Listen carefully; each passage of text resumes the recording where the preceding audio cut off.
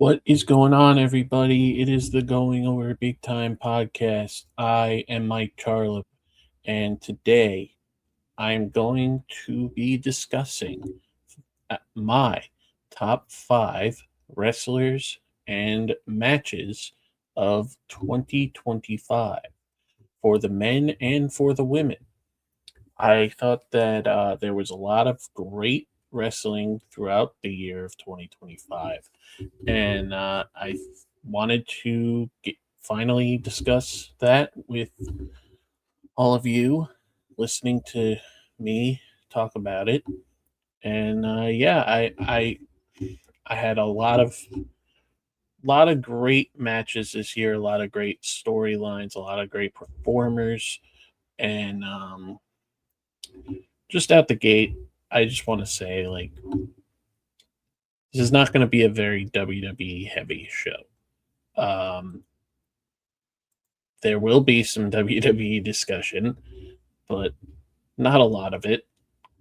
It's going to be uh, it's going to be very fun talking about these matches and these wrestlers because I just love talking about wrestling, and I thought this year for sure was just great. All right, so with that out of the way, I think we'll just go right into the matches. So we'll start with the top five men's matches of the year, and right out the gate, number five, and this was an early hit at the beginning of the year. It's Kenny Omega making his in-ring return after being out for so long with all the injuries that he dealt with against Gabe Kidd at Wrestle Dynasty on January 5th. As mentioned, this was Kenny Omega's first match back after being injured for so long with everything that he dealt with the diverticulitis, the vertigo, all the injuries that he had throughout the years. And yeah, he was gone for quite a while, and this was his first match back. And the storyline of this match was built on pretty much the same deal as his match with Will Ospreay a couple of years prior, the year prior, um, where Gabe was talking about how he has never left New Japan and he's always been New Japan, and Kenny and Will and guys are just leaving and coming back and trying to take the spotlight away from people like him. And this match, I go out of your way if you haven't. And there's going to be a lot of strong style / technical work on my list. That's just the type of wrestling that I love. And I've talked about this in the past with Alan, of course, that I really support all styles of wrestling. There's something out there for everybody, but like this type of match and like some of the other matches that we're going to talk about, um, it's just my bread and butter. This stuff, and yeah, this match is great, and Kenny Omega felt like the Kenny Omega old. It made Gabe Kidd look like a star, and Gabe Kidd has been a star for the past year and a half, and he's a very sought after guy. Of course, we've seen him make appearances throughout the year with AEW alongside the Death Riders, and there's speculation that Gabe Kidd could be on the move from New Japan, and he has interest from all over. But this match really solidified him as a guy that is somebody to watch. And of course, you can't. Kenny Omega finally being back, finally being at the level that he wants to be at, right? Feeling comfortable. He said as much in interviews that if he can't perform at the level that he wants to perform at, then he shouldn't be performing. And I know that Kenny probably has more time behind him than he does in front of him as far as a wrestler. So we have to cherish all the time we have left with him. Because that man is special. He's one of my favorite wrestlers of all time. I can't imagine a world where I don't enjoy a match of his. And yeah, this match was, and being that it was on the Wrestle Dynasty show, which we actually didn't have one of those this year. We went back to the old New Year's Dash format after Wrestle Kingdom, but yeah, this match was just great, and I love both guys. I'm happy that they're both killing it as performers. Kenny takes time off here and there because at this point Kenny is a special attraction, right?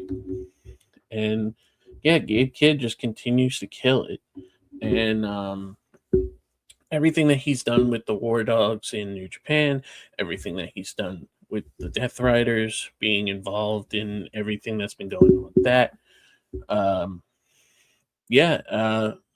I can't say enough about how much I enjoyed this match, and it was a good start to 2025. At the time, it was not being beat for a while as far as like some of the best matches of the year, but so that's my number 5 on the men's side, and now I'm going to go into my number 4. So my number 4, and this might be low for some people. Some people probably think this match should be a lot higher because it's probably the highest ranking match amongst a lot of people. It's Konosuke Takeshita versus Bandito at Super Card of Honor on July 11th. Oh boy. All right. So Konosuke Takeshita this was his breakout year as a singles guy. Bandito, also very big year for him. These two guys really were on the upward trajectory for most of 2025. They had some of the best matches throughout the year. They are in a lot of people's discussions, and I can do a little foreshadowing here. We are going to discuss them a lot today. But yeah, I can't not talk about this match and like just be in awe of it. I recently rewatched all of the matches that I'm going to discuss, and rewatching this one was so much fun. And yeah, it's crazy how good both of these guys are on the level that they are, and they're only going to get better. They're only going to keep improving. These two are going to be at the top of AEW for years to come. And that's saying something. And we talk about all the time. Konosuke Takeshita was Kenny Omega's hand-picked guy. If Kenny Omega is giving you the seal of approval, then you must be pretty good. And Bandito, people will remember that he was pretty much of an unknown before the first All In, and the Young Bucks and Cody and Kenny wanted him on the show. He was in the main event of that show, and the guy's been just getting better and better with each passing match, and this was, of course, for the ROH World Championship at the time. Time of recording, January 16th. Bandito is still the ROH World Champion, and we talk all the time about what's going on with ROH and how it's not getting the love that it deserves. But this match is worth watching. It's amongst everybody's top matches of the year. Some people have it as the best match of the entire year. As far as from a wrestling standpoint, it deserves to be on that list. It deserves to be at the top of people's lists. There's a reason it's not at the top of my list, but I can't not recognize this match. Everybody should watch this match. Everybody should enjoy this match. There should not be a single negative thing to say about this match. That's how good this match is. And yeah, Takeshita coming off of winning the G1 recently. So this was in the build up to that. He would go into the G1 and win and become the IWGP World Champion. And he only recently just lost that at Wrestle Kingdom. And Bandito, of course, would continue as ROH champion, also become a tag champion with Brody, and challenge for the AEW title on the first big Dynamite of 2026. And yeah, these guys are just going to continue to get better. And these guys are going to be the future of this company. These guys are going to be the guys we're talking about in 5 years as the guys in the Kenny Omega role. When Kenny Omega is no longer around, these guys are going to be carrying this company for sure, and alongside MJF and all the other young up-and-coming talent that are absolutely killing it in wrestling today. So, yeah, this match is my number 4. So, let's get on to my number 3. And this is probably, and I mean, I would have to really think about this. This might be my favorite tag match of all time. If not in most recent years. Of course, this match, my number 3, is from All In, Texas. The Young Bucks taking on the team of Will Ospreay and Swerve Strickland. Man, this match is, I mean, All In as a show was just, from top to bottom, just a great show. But this match, with the stuff that was connected to it, everything that was going on with the Young Bucks at the time being in their evil EVP roles, and Will Ospreay and Swerve Strickland getting involved with that and putting on the stipulation that if the Young Bucks lost, they would lose their EVP status in kayfabe. But if Will Ospreay and Swerve Strickland lost, they would not get world title shots for a whole year. Now, in hindsight, people kind of thought maybe we didn't know the health status of both Ospreay and Swerve at the time.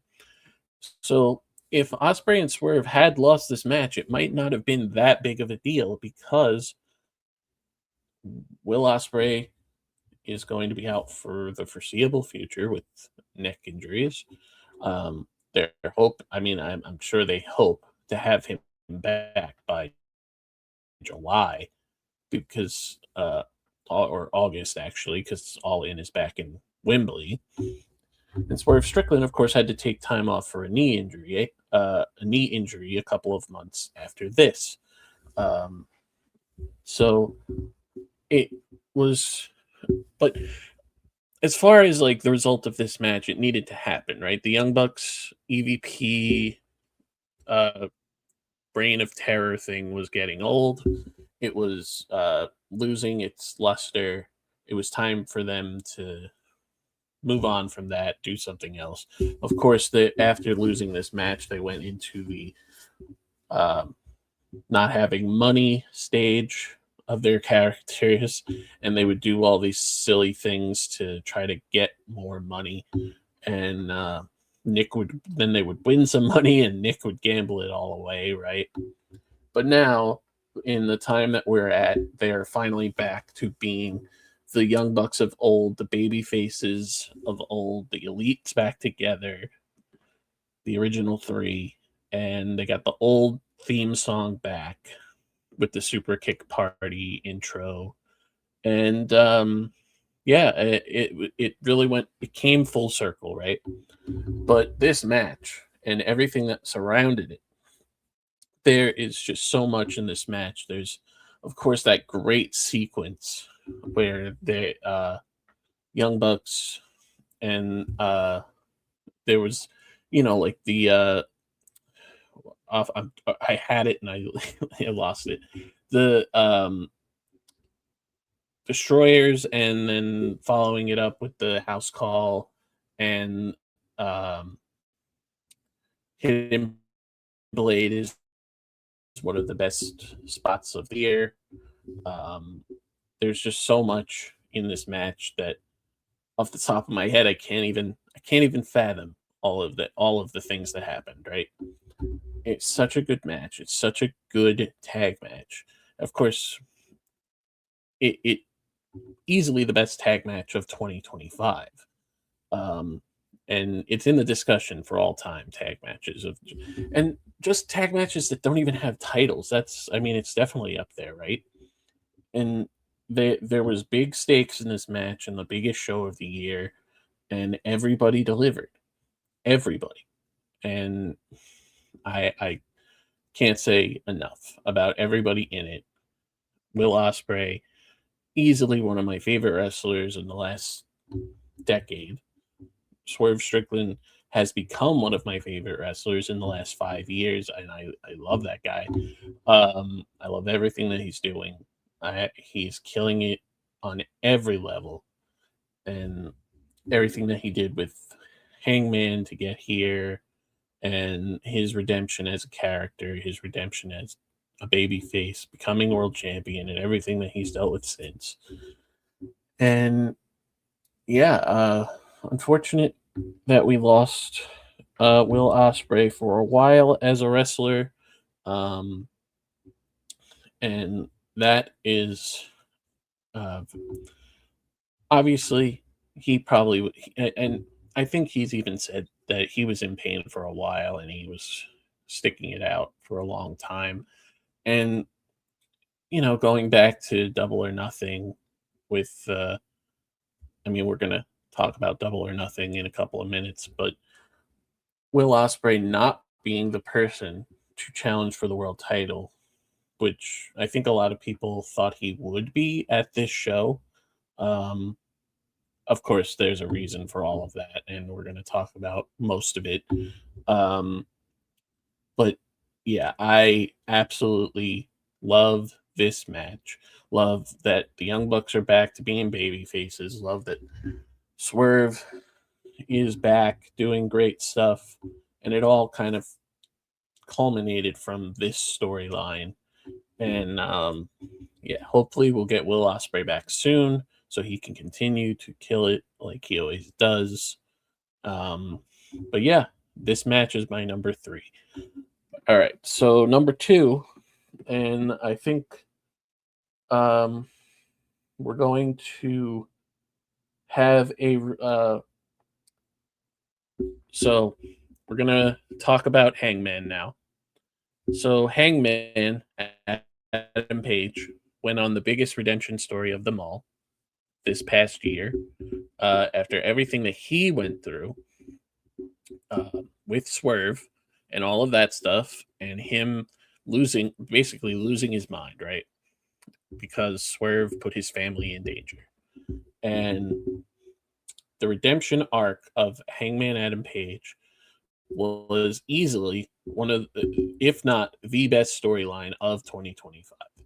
Everything that he was going through when he, changed his music, grew a mustache, and became more of a ruthless guy, and he retired his hero, Christopher Daniels, and how that affected him and how everything that he was doing was affecting him, all because he wanted to get to Swerve, right?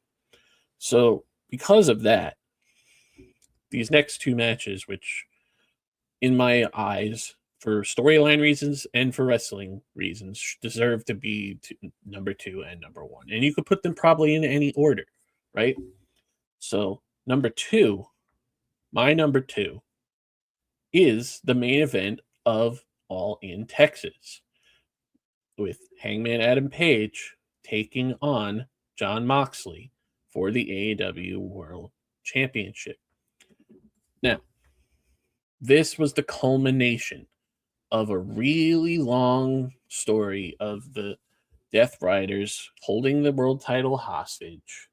And in the background, Hangman Adam Page was doing this whole redemption story to get here, to culminate in him finally being at the level of being able to put the stuff with Swerve behind him and have some form of respect for Swerve after everything that they've been through, the burning down of the house, the home invasions, and this is all in, years of buildup.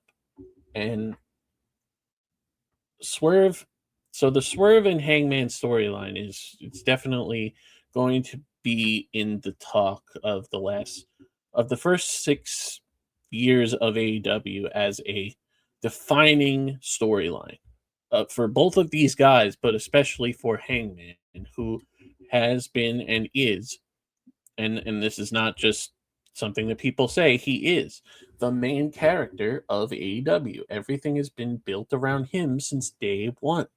And sometimes he had to be put in the background. Sometimes he would be the center of attention. His first title reign, not the best. But the way it ended sucked for him. But this redemption, this story leading to this match, with everything that happened, and this match was, of course, their Avengers Endgame, just like Cody at WrestleMania 40. But the reason that I love this match so much more than that match is because it didn't need all of that pomp and circumstance. Yes, it had some pomp and circumstance, and it all happened at the right time, though. Comparing this to Cody and Roman at WrestleMania 40, that match, though very good, had a lot going on that didn't really add up to the things that went down. Like, obviously, we had the Cena interference, we had the Undertaker interference, which the Undertaker interference made absolutely no sense. We had the Rock interference. We had so much interference in that match that it diluted the importance of the match, even though it was very important for Cody to win that match. In this match at All in Texas, we didn't need to do all that. We did enough of that for it to matter, but not on the level that they overdid it at WrestleMania 40. We just had, we had Will Ospreay get involved when people started interfering. Samoa Joe, of course, was there as well, and everything that went on with him at the time with the ops and this, and Samoa Joe got taken out earlier in the night. You know what I mean? And then we had the surprise return at the time. We hadn't seen Bryan Danielson on screen since the Death Riders took him out and tried to suffocate him with a plastic bag. And the moment that he comes out is when the plastic bag gets introduced in this match. It was perfect. And he came out wearing a Blue Panther mask and hit the Psycho knee on Wheeler Yuta, who is the catalyst, person other than Jon Moxley as to why Bryan Danielson was taken out when he was. And then you had Swerve, who came in when he was most needed. And instead of doing what Hangman did, because when Hangman was around before Swerve became champion, he made it his sole purpose in life to make sure that Swerve did not become champion. Then Hangman got taken out for a while via suspension, personal stuff, and Swerve won the title with Hangman not being around, and they came full circle in the storyline where they finally realized that they both made mistakes in their lives, in their rivalry. But it was really Swerve being the first to do that. And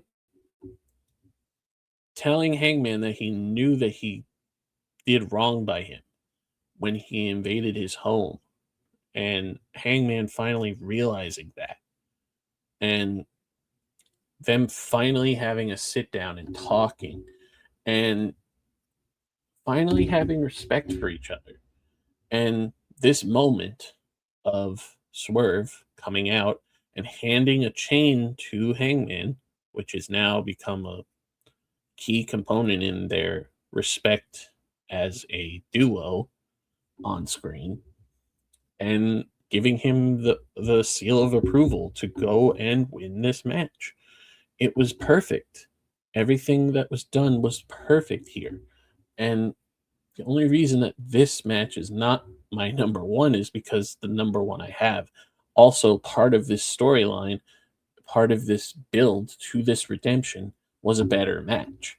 But this match just obviously was the culmination of everything that was going on with Hangman, and the biggest storyline that AEW had done in years, probably ever, to get here to culminate in us not after not seeing the world title for almost a whole year, over a year at that point almost. And everything that we went through to get there, it was perfect. And I love this match. Like I said, I've gone back and watched this match and I love it still. And it doesn't hurt Hangman at all that his title reign wasn't like super long. He had a meaningful title reign, and it ended at a point where it was okay for it to end. And he will be champion again one day, of course. But this redemption and this story and him winning this match was meant to happen the way that it did. So that's why it's my number 2. All right. So before we go to the number 1, I'm going to just some honorable mentions that did not make the top 5, but definitely some of matches that you should go out of your way to watch if you haven't. And yeah, I obviously can't. I could have did a top 10, but I kept it to top 5, but I have 5 other matches down here as honorable mentions that I won't talk about for as long. But the first match that I have down for honorable mentions is Bandito versus Hechicero at Death Before Dishonor on August 29th. This was another one of those matches that defined Bandito's year as a performer, as a wrestler, as a guy that you need to watch. So definitely go out of your way to watch this match. The next match that I have, and this is probably this is the most recent match that I have by far, and it is Mike Bailey versus Kyle Fletcher on the Winter's Coming Dynamite on December 10th in the Continental Classic. This match, Kyle Fletcher is another guy that people are going to be talking about for years to come, in the same vein as Bandito and Takeshita. And this match defined a lot of things for him as a performer. So you could also talk about Kyle Fletcher and a lot of the matches that he had this year. And, with Will Ospreay at Revolution, for example, his most recent match with Mark Briscoe, his match with Moxley at All Out. Kyle Fletcher had an amazing year as well. But this match, I love this match just because of how fresh in the mind it is, it was a shock finish that nobody saw coming. Mike Bailey winning the match. Everybody thought Kyle Fletcher was a lock to make the finals. And yeah, this match was on fire. Like one of the best TV matches of the year for sure. But yeah, go out of your way to watch that match because it was so much fun. Mike Bailey versus Kyle Fletcher enters Coming Dynamite on December 10th. The next match that I have on my honorable mentions is the match that crowned Konosuke Takeshita as the IWGP World Heavyweight Champion when he faced the champion Zack Sabre Jr. at King of Pro Wrestling on October 13th. So Konosuke Takeshita won the G1 Climax and chose to cash in his title shot before Wrestle Kingdom, which seems to be a theme recently. And we all know now why he did that.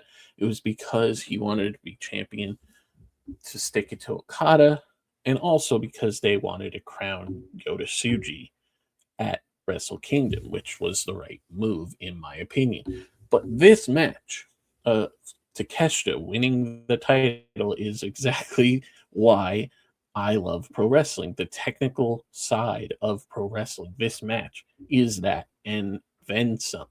And of course, Zack Sabre Jr. is, without Bryan Danielson being very active, the best technical wrestler in the world. So, and my final honorable mention. Oh wait, no, I have a couple extra, two more.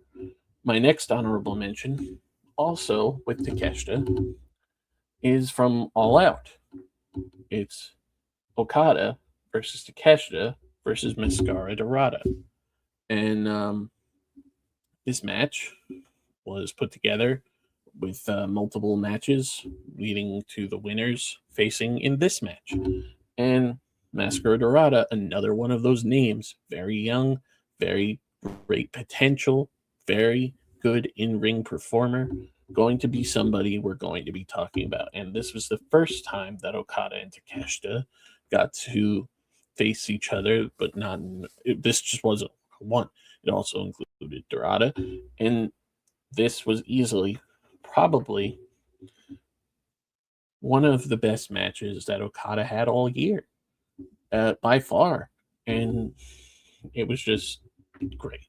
And I know that we're gonna get more from Okada and Takeshita. That's gonna continue down the line, and Mascara Dorada is gonna continue to kill it, right?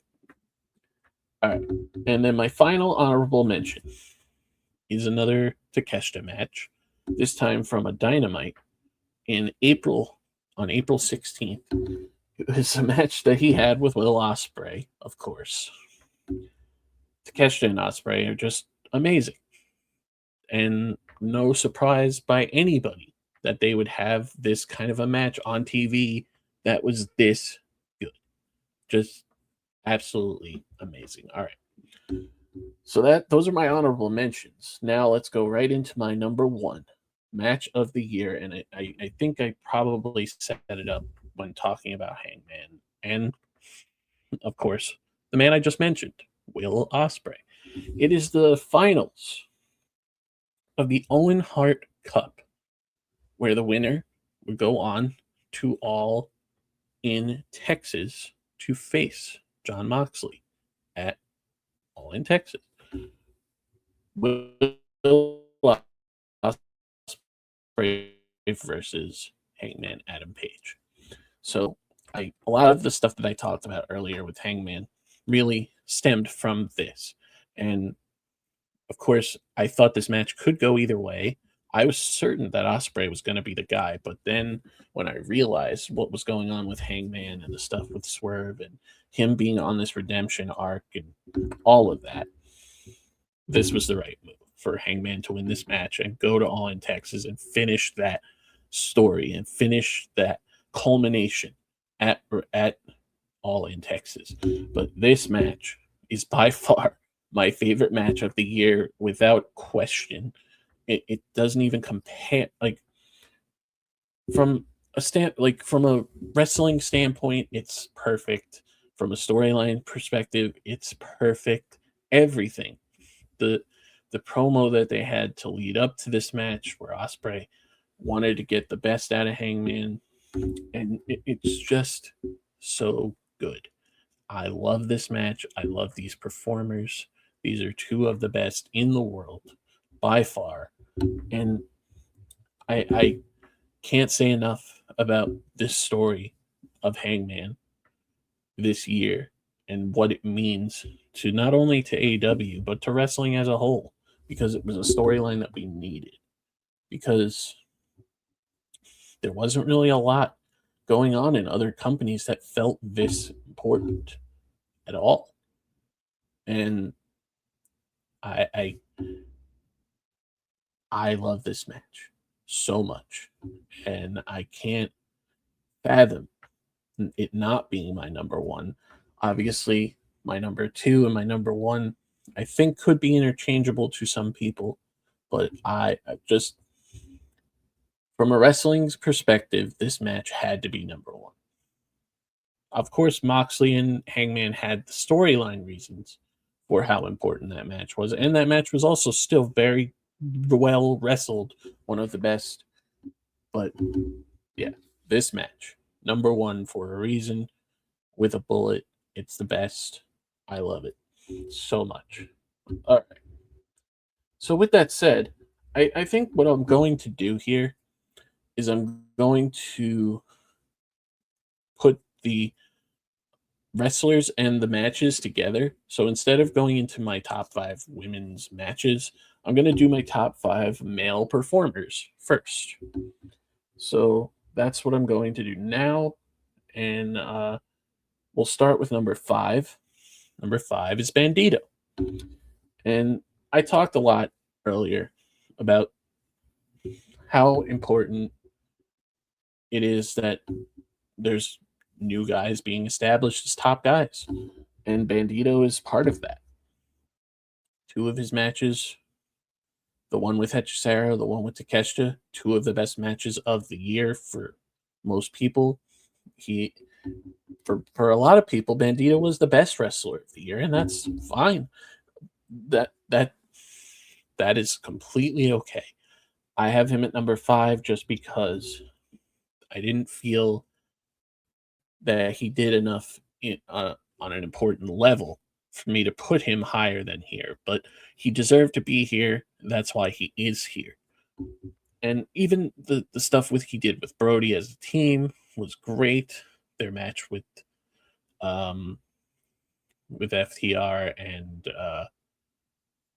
why am I drawing a blank on the third? I know there was a third team. I can't off the top of my head remember who that was. But yeah, they had some great tag matches as champions, then eventually losing them to FTR.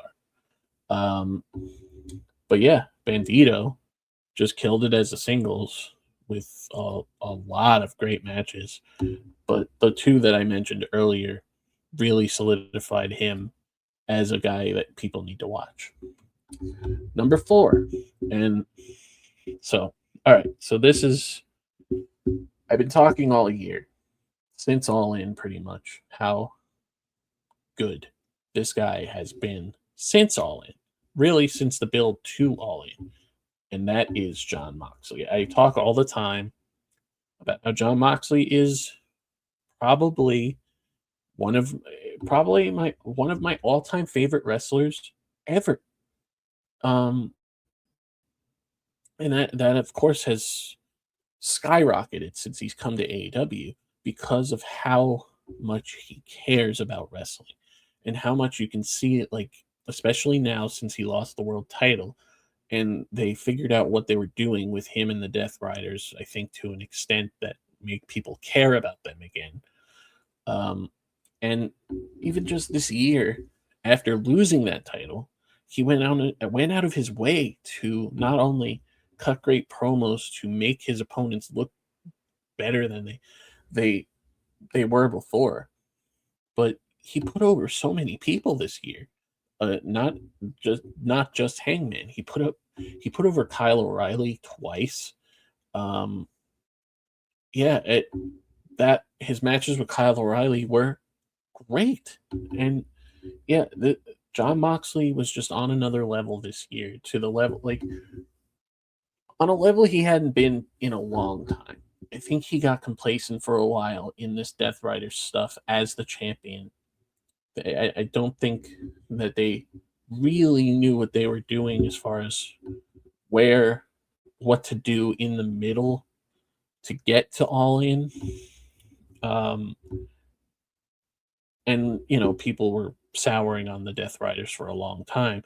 Now they're intriguing again. And Jon Moxley is more of a babyface now. He had the great run in the Continental Classic, winning the Continental title, and we're not going to talk about the championship situation again, but this was just like his year to finally get back in the good graces of fans, and I think he did it amazing. And I think he deserves to be in people's top 5 this year. He is that good. And he just keeps getting better with age. And yeah, whenever he puts somebody over, he always makes them look better than they did before. And he doesn't get enough credit, I think, for putting AEW on his back. Hangman might be the main character, but Jon Moxley is like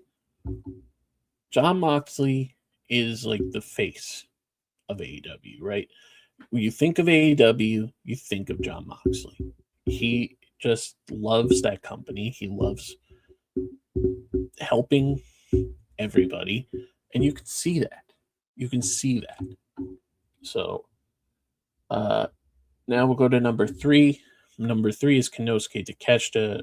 Everything that he did this year, winning the IWGP World Title, the amazing matches he had with Ospreay, with Okada, with Masker Dorado, with Bandito, with Zack Sabre Jr., and this year really solidified him as a top guy that's only going to get better. And we talk about all the time that super babyface run is coming. With everything that's going on with Okada, you know that he's going to leave the Don Callis family probably this year, right? It has to happen. It's going to happen. And he's just going to keep getting better, keep improving, keep going up. And there's a singles title run in his future again, for sure. After losing the IWGP World Championship, and also the fact that the guy has 3 contracts working here, New Japan, and DDT, and is still able to just have great matches in all 3 companies. And yeah, I can't wait for him to finally leave the Don Callis family and really go in the direction that he deserves to go. And it's going to happen this year, for sure. I cannot wait. Number 2. All right. So, number 2 is Will Ospreay. Now, of course, people would probably think like that he would just be my go-to number 1. After being out since August and everything that's gone on with Hangman, I had to move Will Ospreay down 1. And that's completely okay. Will Ospreay absolutely on the same level as Jon Moxley, I think, loves pro wrestling, wants people to love pro wrestling, wants other wrestlers to love pro wrestling, and wants to do everything he can to help, no matter what it is. And usually that is having an amazing match, right? And making the opponent he's in the ring with look better than they were before. And that is evident by everything that he's done to make Kyle Fletcher. If it wasn't for Will Ospreay, Kyle Fletcher is not in the role that he is in now. And of course, he is on the trajectory to be a top babyface in the coming months as well, because he's also going to leave the Don Callis family for sure this year. And yeah, Will Ospreay playing a big role in that, even not being around since the end of August. And yeah, I think the fact that he hasn't been around since the end of August because of injury is the reason that he needed to take a back seat to my number one.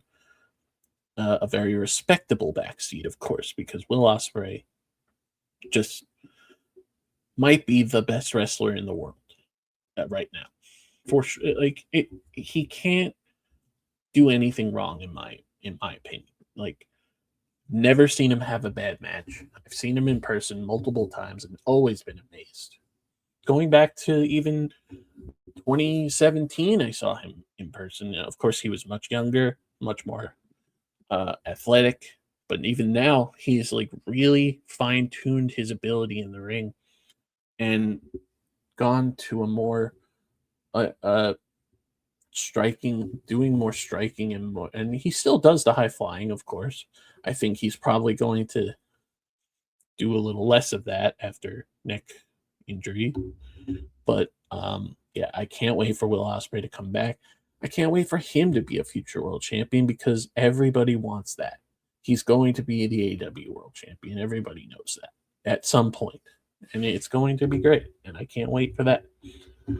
All right. So, and my number one, if I haven't said enough good things about him this year, it's Hangman, Adam Page. Absolutely deserves to be the number one. Absolutely deserves everything that he's done this year. Absolutely deserves to be talked about in this light because of everything that he did in this redemption arc to make people care about AEW as a whole, to make people care about him, to make people care about the Death Riders again, because they didn't before. And yeah, just so many great matches that we talked about. The Ospreay match, the Moxley match, the Fletcher match, the Samoa Joe matches, the MJF match, which I didn't even discuss really at all, but that match was also very good. The singles match that they had. So much that Hangman did this year to help AEW. So much that AEW did to help Hangman, right? He is the obvious number one guy of the year for me and probably for a lot of other people. And I'm very excited for him and Swerve being a duo. And I'm sure eventually those two will face again, but with more respect on the line, of course. And maybe they won't try to kill each other this time. Of course, they already faced each other in a triple threat, a fatal four-way, sorry, for the world title, which MJF won after everything that went down with that in World's End at the very end of the year. That was the last big match of the year for this company for sure. MJF becoming the champion again, and Hangman playing a big role in that. And of course, we've talked about those two going to be continuing on a collision course at some point to have a singles match again. MJF has never beaten Hangman in a singles match on a big stage, so that's going to happen at some point as well, right? So yeah, that's it for the men. All in all, Hangman, Swerve, and funny, I didn't mention Swerve in my top 5, but also another great year for him as well. I think his role in the Hangman stuff, definitely it needs to be highlighted, and I think he just missed out on my top 5. If Bandito didn't have the year that he did, Swerve would be my number 5 for sure.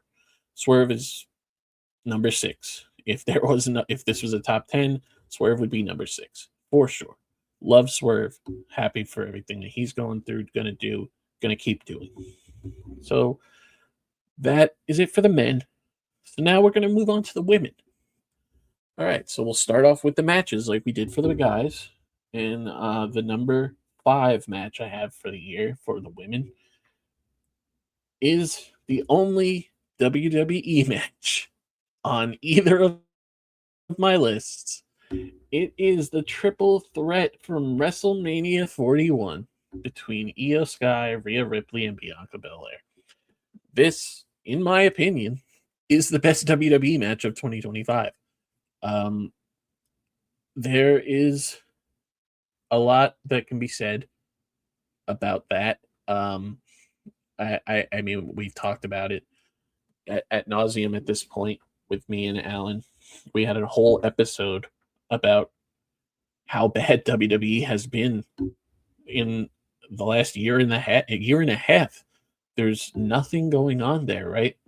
But this match, the reason it's my only WWE match on either list is because of the fact that these three women are easily probably the three best wrestlers on the roster. And this match proved that and then some. Rhea Ripley, Io Sky, Bianca Belair all have history together, whether it's in NXT, going back. To this point, Rhea still has not beaten Io in a singles match, and now they're teaming. Now they're tag champs, so I'm sure we're building to that at some point where Rhea does finally beat Io in a singles match. But this match, being that it's crazy to think that this was the last time we saw Bianca Belair really in a prominent role, because she had such a crazy injury that's kept her out for most of the year. And in the past couple of years, she's been on a tear. So I think she deserves some time off, but it's just for unfortunate reasons.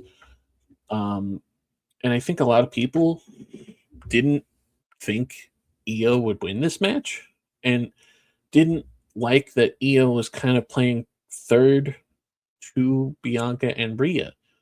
But Io proved everybody wrong and won this match, and it was great. It's easily the best match of WrestleMania. This past year's WrestleMania was one of the worst in years, and this match for me is one of the only highlights of WrestleMania 41. And that's why it's being talked. I'm talking about it now. But yeah, really hope that Bianca gets to come back soon. She had this really freak finger injury that's kept her out for so long, and it's just not healing right. And really hope to get her back. And of course, Rhea continues to kill it. Rhea is the star of this company. She's not, if not for Becky, she is the biggest star. It's she's the most popular. She's one of the best workers. She's everything to this division, literally everything. And Io is easily the best wrestler on this entire roster, men included. Io might be the best wrestler in all of WWE, and she doesn't even get to show it on the level that she should. Of course, she got to go to Marigold again and have a match with Mayu Iwatani for the first time in years and killed it there. And that match ended up not being as good as I wanted it to be, so that's why it's not on my list. But yeah, Io is on another level as far as the WWE roster is concerned. And yeah, really, I'm happy that this match was as good as it was, because if it wasn't, WrestleMania 41 might be an all-time bad WrestleMania, but it would be even worse if not for this match. So going on to number 4, my number 4, and there's going to be a couple, actually 3 startup matches on this list, and I really went more wrestling than storyline as far as the women are concerned, but we will talk about a lot of that. But my number 4 is Shuri versus Suri at the Conversion show on June 21st. Shuri and Suri had a series of matches this year that were all very good, but this was by far the best one. Suri is probably outside of EO and WWE, probably Sari is probably the best women's wrestler in the world right now. She's everywhere. She's freelancing, so she's going all over the place. She's going here. She's going to Marigold. She's going to Sendai Girls. She's going to Tokyo Joshi Pro. She's going everywhere, and she's having matches in ROH and AW, and on every show that she's on, you can tell Sari is the best wrestler on it. Every show. And she continues to do that. And this match was by far her best match of the entire year. I mean, she had some killer matches, but her and Shuri in this match, and they recently, like, finally had Shuri go over Saya Kamitani. We're going to talk about her later. But yeah, Shuri, another one, just an amazing performer.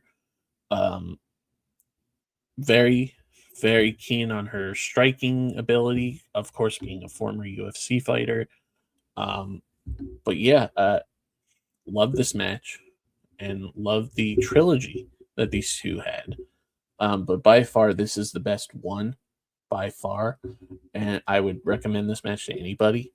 And I watched it again, of course, to talk about it here. And it's great every time. I think I've actually watched this match more than twice. That's how good it is. I couldn't even I love it. And I hope to see more of these two in American companies for sure.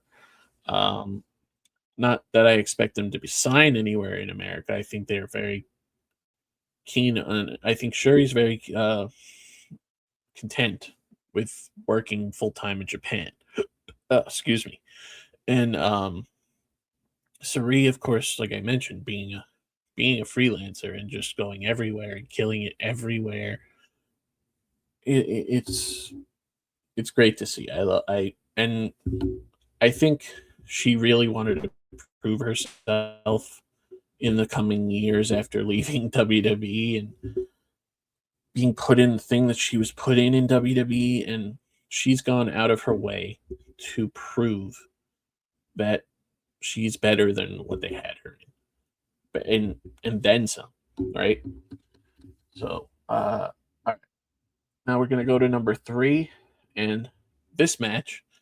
This match might be a lot of people's number ones, and I think if I was going based on storylines and stuff, it would probably. My last 2 matches, of course, are Stardom matches, and solely for. I mean, number 2, more story than wrestling, I think, but the wrestling was still very good. And number 1 is pure wrestling. But this match was the culmination of one of the best women's stories that AEW has ever done. It was the Hollywood ending at Revolution between Toni Storm and Mariah May. What can be said about that story that hasn't been said? It was literally Mariah May's entire run in AEW from day one. She was talking about Toni Storm and wanting to be Toni Storm and meet Toni Storm and everything that happened with that storyline and how good that storyline ended up being. And yeah, this match was the culmination of all of that. It was the culmination of Mariah May and AEW, which I'm still not very happy about because don't like what she's been doing in that other place, but that's besides the point. She wants to be there. That was her choice. Good for her, I guess. But this match was the culmination of everything. And the fact that it wasn't the main event, even though it was called the Hollywood ending, and they did a curtain drop and everything, this should have been the main event of this show. That's how much this match meant to the story, the culmination of this story, and the culmination of Toni Storm as the mentor to Mariah to get here, And what made Mariah so good in AEW was just how good of a worker she was as a whole, and how committed she was to this story, to the point where it was baffling to me that she left with being in such a prominent role for pretty much her entire tenure. But she left because WWE was her goal, and that's fine. That's completely okay. That that's her dream. She chose that. So, but this match was everything to the and Tony Storm winning this match, of course, was of course meant to be because Mariah was leaving. But the story, even the promos that they did leading up to this match, and Tony Storm, I guess, foreshadowing that Mariah would be, uh, obscure, sent to mediocrity, and um, banished to mediocrity. And I think at the time we didn't know what that meant, and maybe Tony Storm knew that Mariah was planning to leave, and that's why she said that. I don't know that for a fact. I don't think anybody does. But this match is everything. And I have not seen Mariah May, or as she's known now, Blake Monroe, work to the level that she did in this storyline. And that is nothing against her. I think it's the stuff that she's being given. She's trying her best to make work what she's given. Um, but yeah, love this match, and yeah, that's my number 3. So my number 2 is probably one of the more people talk about this match as their number 1, and it probably is a lot of people's number 1. Um, like I said, I went pure wrestling in my number 1. There was really no story to my number 1 at all. It was pure wrestling, but this was all story. It was the All-Star Grand Queendom on April 27th. Career versus career match. Saya Kamitani defending the World of Stardom Championship against Tam Nakano. So these two had a trilogy of matches, and Tam Nakano was trying her hardest to win back the World Championship that I believe she never lost. She had to give it up for injury. And there had been talk that Tam Nakano was going to call it a career, and that's basically why they had this match. But they just, with every match that they had, of course, this being the third and final, Tam Nakano just could not beat Kamitani. Kamitani was on another level. She's been killing it in Stardom. She's been got the top girl there for over a year now, and Tam Nakano just tried everything to get that title back, and she just couldn't. This was literally her last opportunity because it was her last match, and yeah, it's so good. It gets so emotional throughout. Like, they pull you in this match because the crowd wants Tam Nakano to win, but I think they know that she's not going to, and they are prepared for her to lose and prepared to say goodbye to her.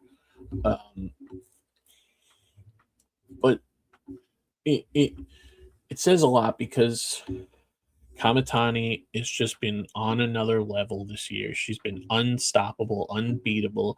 It wasn't until Wrestle Kingdom where her and Shuri had a title for title match where the IWGP Women's Championship and the New Japan Strong Women's Championship were on the line. And Shuri got the win, taking the New Japan Strong title from Kamitani. So she's still the reigning defending uh, World of Stardom champion, but the cracks are there. Somebody beat her. Somebody pinned her. Uh, um, and she is going to be having a match coming up soon against somebody I'm going to talk about in the number one. So we'll talk about that. But Kamitani just was on another level this year. And this story, this culmination of this story of her trying to end Tam Nakano's and succeeding in ending Tam Nakano's career, probably because, and I know that Tam Nakano probably went through a lot of with her injuries and probably why she decided to hang it up. But this match was evident of all of that and was a great culmination of this storyline of this rivalry. And I'm excited to see what's next for Kamitani. I'm hopeful to see who's going to beat her because somebody has to, right? And I think it's going to happen this year. I don't think her reign is going to surpass another year. When it happens, I don't know. I don't think it'll happen at the upcoming show that is happening. But yeah. We'll see what is next for Kamitani as the world champion. Tam Nakano, not been around, called it a career with this match, and that is why the storyline and everything that went into this match was the reason why I think it was so high on people's lists. And just to like mention, like Kamitani had a lot of great matches. She had a great match with Azumi this year. And I'm going to mention another one of her matches coming up that in my honorable mentions. But yeah, this was a lot of people's number one, and rightfully so. But it was my number two. All right. So now we'll get into our honorable mentions here. So I have, just like the men, I believe 5 honorable mentions as well. And this is going to be very heavy of one particular person because this person. All right. So Mercedes Moné had one of the best years in wrestling, and we're going to talk about that more later. But none of her matches, even though they were all very, very good, she had very rarely had a bad match. But a lot of her matches just ended up in my honorable mentions because they couldn't beat out the matches that I mentioned, right? All right. So the first one, of course, is her against Toni Storm at All In, Texas, where Mercedes, who had won the Owen Hart Cup, went to challenge Toni Storm after already being the TBS champion, and she lost. And I think we all saw that coming because there was no reason for Mercedes to win the AEW World title at that time. And now we're getting the story that we're getting now where she's finally losing all of her belts. And we talked about this. She's going to lose all of her belts before she becomes the world champion. That's just natural progression of that, right? All right. Next match is another Mercedes match. And this was the last match of the year in AEW Dynamite. It was on New Year's Smash against Willow for the AEW TBS Championship. And this was another culmination of sorts, right? Mercedes TBS Championship reign started after she beat Willow. On that same show, Chris Statlander turned on Willow. And this was a full circle moment of Willow beating Mercedes for this belt, the belt that Mercedes beat her for. And Willow and Chris Statlander reuniting as best friends. Again, it was a full circle moment. And now Willow and Stat, along with Harley, have all the championships in AEW. I couldn't be happier for them. But that was my second honorable mention.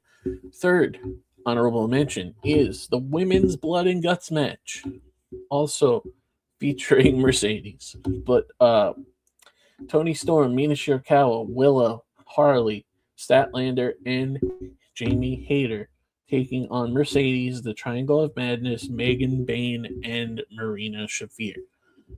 This is probably the bloodiest I've ever seen a women's match get, and that was just in like the first couple of minutes because Sky Blue got busted up bad at the beginning of this. But yeah, there was a lot of great stuff in this match, and Mercedes being involved as well in this one. And of course, we were getting prepared for this. Was in November, of course, November 12th. We were building to her losing all of her belts, and this was at the beginning of all of that. Willow, of course, being in this match, her Mercedes and Athena failing to win the tag titles, and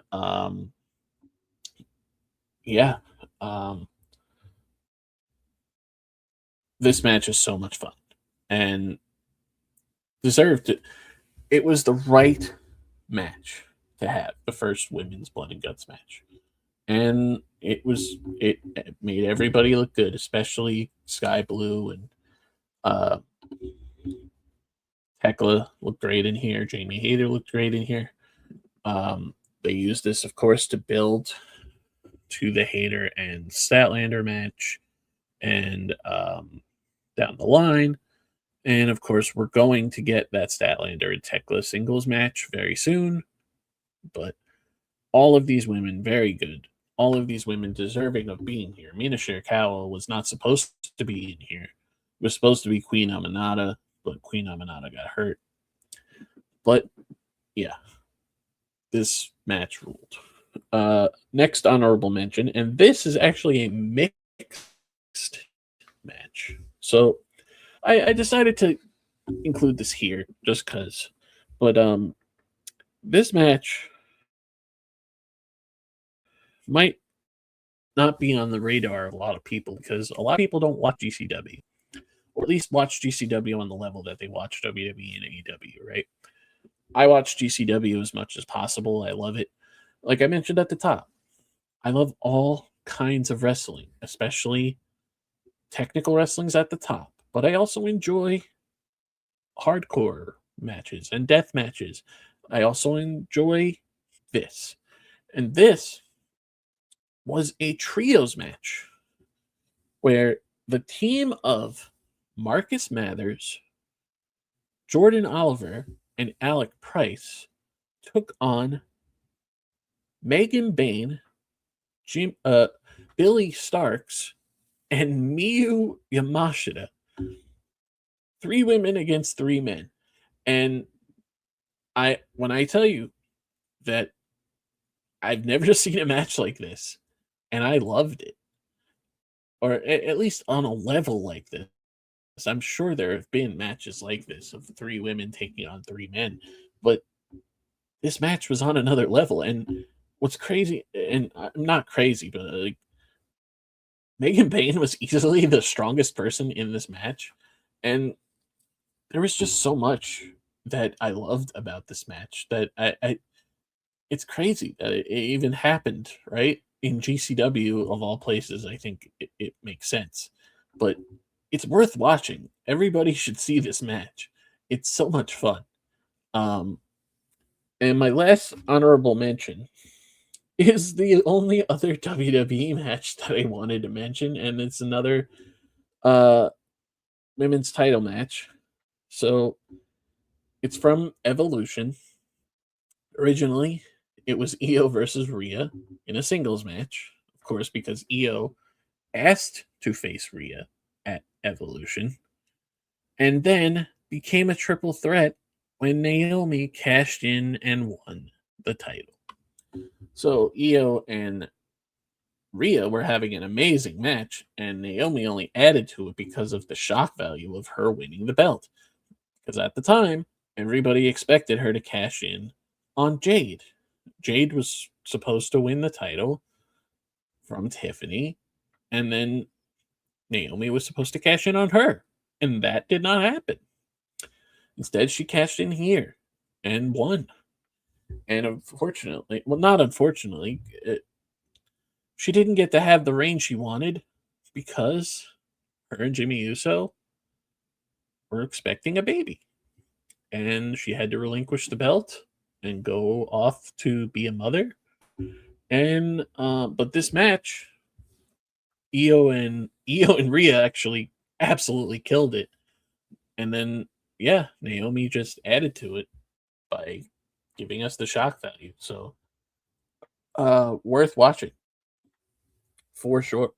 All right.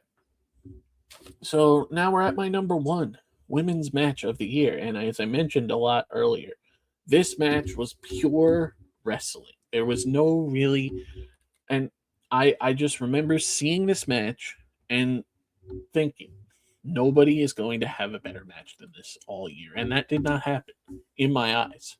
And again, there wasn't a lot of storyline to this. I mean, there people will talk about how like, all right, so the match I'm talking about, of course, is of course, like you're gonna know, is from Path of Thunder in Stardom on February 24th, where Starlight Kid took on Rena. This, of course, was for the Wonder of Stardom Championship. Wait, why am I? Is that the? I'm drawing a blank right now. Yeah, Wonder of Stardom Championship, right?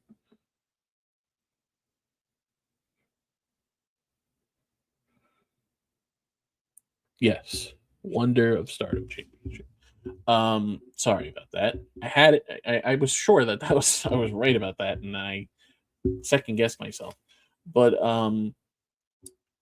this match is easily the best women's wrestling match of the entire year, and you could argue that like people have been clamoring for Rena to get to another level, and they thought she was going to get there here, and Starlight Kid has really come into her own with after everything that she's been through with hate and being thrown out of there, and just become a great baby face in Stardom. And yeah, I think that this match could stand on its own against any match. I've watched it multiple times and loved it every single time. Um, I think that people should watch this match for sole purpose of just enjoying wrestling because that's how good this match is. Uh, I can't even like, and I watched it recently again and was just awe again. That's how good it is because Starlight Kid is so good, and Rena is on her way to being very good. And I mentioned earlier that Kamatani is going to be defending the world championship at coming up against Starlight Kid. Now I can't imagine the Starlight Kid is going to win that match, but imagine if she did, right? That would be amazing for her. But because Kamatani's been unbeatable, and she, like I said, just lost the New Japan Strong title to Shuri, so that was proven that she's beatable, right? Um. So yeah, I I'm excited for that match. I want to see that match, Kamatani versus Starlight Kid. Um, But yeah, I think that sorry. Yeah, I am very excited for that. And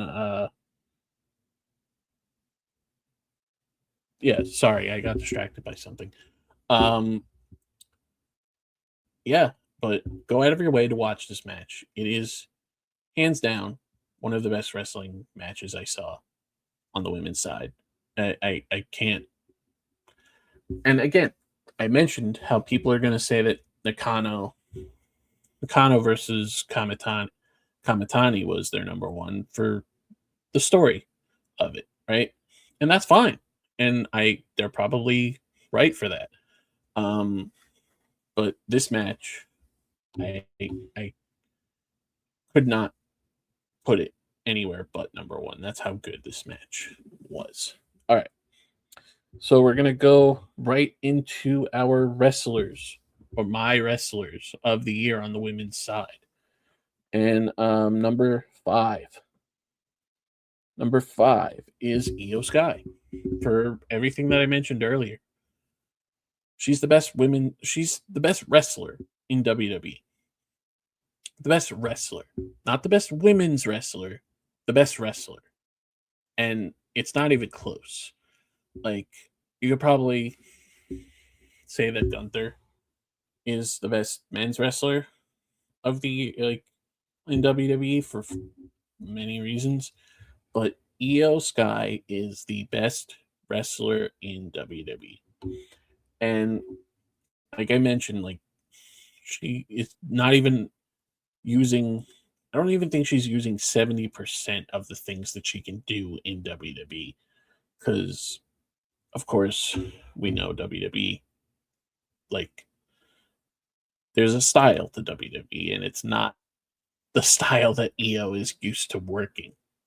I mean, I'm sure she's used to it by now. She's been there for a while. But going back to like her match uh, with Utami last year, that's the style that Io is used to working. And she's not doing that in WWE. I wish she was, but the problem is that there's nobody other than Asuka and Kyrie that can do that with her. Um,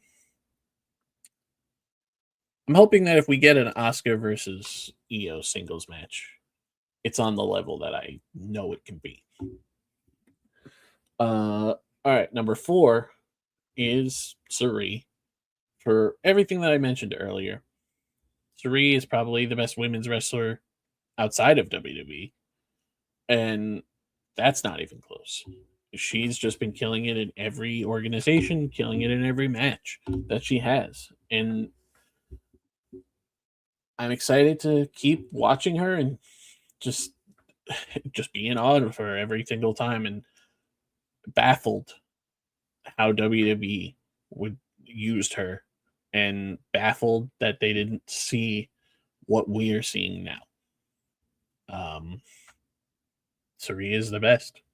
It's not even close, but she's only number four on my list because the other three, for other reasons, deserve to be where they are. So number three, and I have already talked about her a bunch, is Saya Kamitani. And yeah, just been she's been unbeatable. She's been killing it. She's been having amazing matches. Her match with Suzuki, also one of the best matches of the year. I couldn't fit it on the list, obviously, and I missed it in honorable mentions, but it's worth watching as well.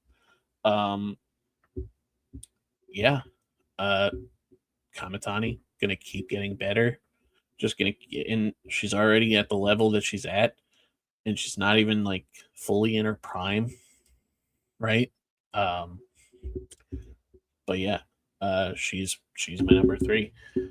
Number two, timeless Tony Storm. Timeless Tony Storm has probably been the most important woman wrestler on the AEW roster because she's been the most consistent. She is AEW. She is that division. She's been at the top of that division since for years now. And she's finally taking a back seat in the world title picture and still having great matches and like tag matches, teaming with Mina, and recently having like a little one-off feud with Marina Shafir. But yeah, really enjoy everything that Tony Storm is doing. Can't not have her at the top, in the top 5. That's how important she has been to this division. And the fact that she is taking a back seat now and helping the division on the level that Jon Moxley is now helping the men's division is very important. And it's good to have people like her taking a back seat for now because she was on top for so long. And the fact that she lost it to Chris Statlander and then lost the rematch really solidified Chris Statlander as a top talent. And I'm sure Chris Statlander was going to be a top talent regardless. But yeah, I Tony Storm is probably the most important woman on the AEW roster as far as getting this division to where it needs to be and what she has done to get it there. So my number one, and I think this is going to be a lot of people's number one, and again, she wasn't even in my top 5 for matches. Mercedes Moné. Now, why is she my number one when I didn't mention any of her matches in my top 5? It's because she skyrocketed this division to another level that cannot be matched. While Tony Storm is the most important person in this division, Mercedes, she is on the level. She's the star of this division. She has made this division better in every way. She had gotten people talking more about this division, I think, than anybody. And the fact that she had all these championships that she was going around the world defending to make other talent look better, even in beating them. And you could say what you want about her winning all those belts. She's finally losing them. But just the fact that she wants to be in there with people that wouldn't have been with her at all in the ring at all. And she's getting people talking about those people that we at any point wouldn't have been talking about if not for her. And showcasing them and giving them a platform to be noticed and possibly be signed by any company just by being in the ring with her. That's how much it means to be in the ring with her and be such a just for other talent, younger, older, whatever, that wasn't going to get the notoriety or to get the recognition that they had before facing her. She is the biggest star in the AEW women's division by far. And she is going to keep improving that division to the level that we know that it can be at. And when she becomes the world champion, because it's going to happen, eventually she's going to be the world champion. I don't think she needs to have a reign like she did with the TBS title, right? But it's going to mean something when Mercedes wins the AEW Women's World Championship. It's going to mean something when she has that reign, however long it is, and whoever that person is that beats her after she has it. Because just like with just like with Willow just beating her, getting her redemption for losing that title to her, the TBS title, and how important that that win was to Willow and everything that Willow went through, and Mercedes being a catalyst for that made Willow even better. And she's going to keep doing that. And it's crazy to me that there's people out there that don't think Mercedes is helping this division, that isn't making this division better, that she isn't the reason that people are talking about this division. That's what Mercedes brings to the table. She is the biggest star on the AEW women's roster and makes people better by being in the ring with her. She made Alex Windsor better by being in the ring with her. Persephone, that fatal 4-way at Forbidden Door. Surprisingly, people didn't love that match as much as I did, but that match made people who didn't know who Bozilla was want to see Bozilla. And that's because of Mercedes. Because Alex Windsor's not at the level, like, yes, Alex Windsor's great. But the fact that her, Bozilla, and Persephone, who are all very young, are going to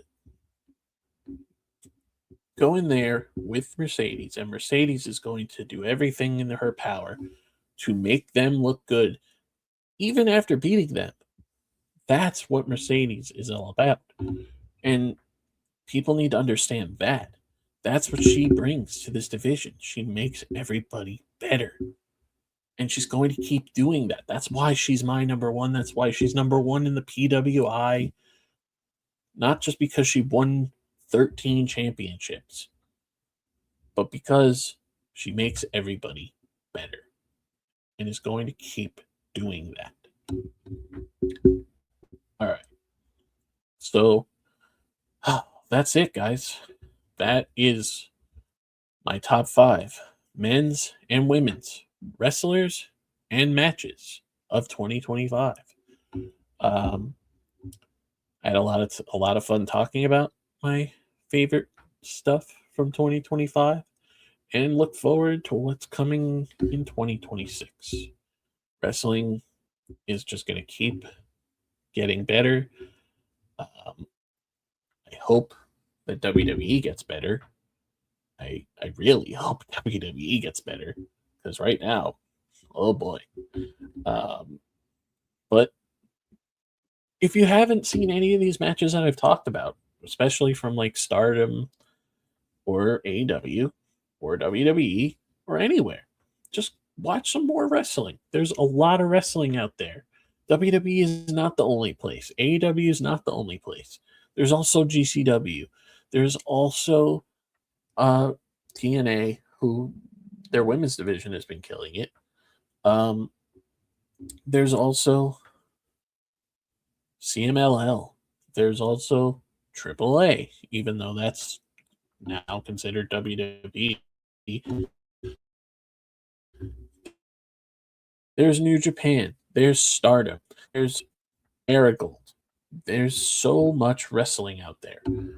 So get out of and this. I mean, this goes for anything really, but like with wrestling, get out of the comfort zone. Watch something different. Watch something new. You might find something that you love that isn't just mainstream wrestling, because indie wrestling deserves to be talked about too. Japanese wrestling deserves to be talked about too. Mexican wrestling deserves to be talked about too.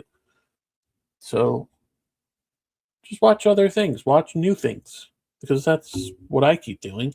Whenever I get the opportunity, I watch something different and always enjoy it. Try to enjoy it. If I can't, then I don't watch it again.